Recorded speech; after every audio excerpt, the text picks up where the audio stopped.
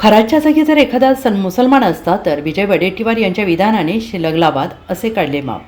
भोंदू अशोक खरात प्रकरणाने नाशिकच नाही तर राज्य आणि देश हादरला आहे. या भोंदूबाबामुळे राज्याची प्रतिमा मलिन झाली आहे. त्याच्यासोबत अनेक राजकीय नेत्यांच्या बैठका आणि व्यवहार आता लपलेले नाहीत.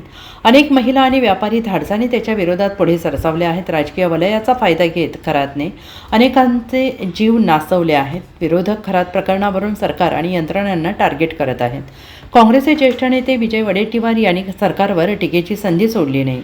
अशोक खरात याच्या जागी जर एखादा मुसलमान असता तर सर्व मुसलमानांची वरात काढली असती असं वक्तव्य विजय वडेट्टीवार यांनी केले. जात धर्म न पाहता नालायक व्यक्तीला नालायक म्हणण्याची हिंमत समाजामध्ये निर्माण झाली पाहिजे असंही त्यांनी ठणकावून सांगितलं आहे.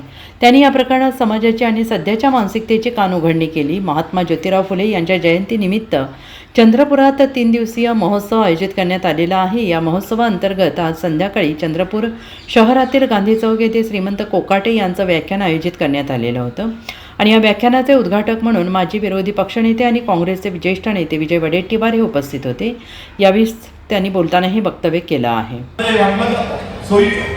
मुस्लिम समाजमध्ये एक मिनिट मी काल परवा बोलताना म्हणालो, कालच्या खराच्या ठिकाणी एक जर मुस्लिम असता, त्याच ठिकाणी जर मुस्लिम असता किशोर भाऊ, तर अख्ख्या मुसलमानाची वरात काढली. पण त्यावर कोण बोलतोय? हे कोणीही धर्माचा कोणत्याही जातीचा असू दे, तो नालायक आहे. कारण नालायक म्हणण्याची ताकद असली पाहिजे, ती समाजामध्ये निर्माण केली आहे. तुम्ही जर शिकलेले असावी तुमच्या माझ्या पुढे बसले.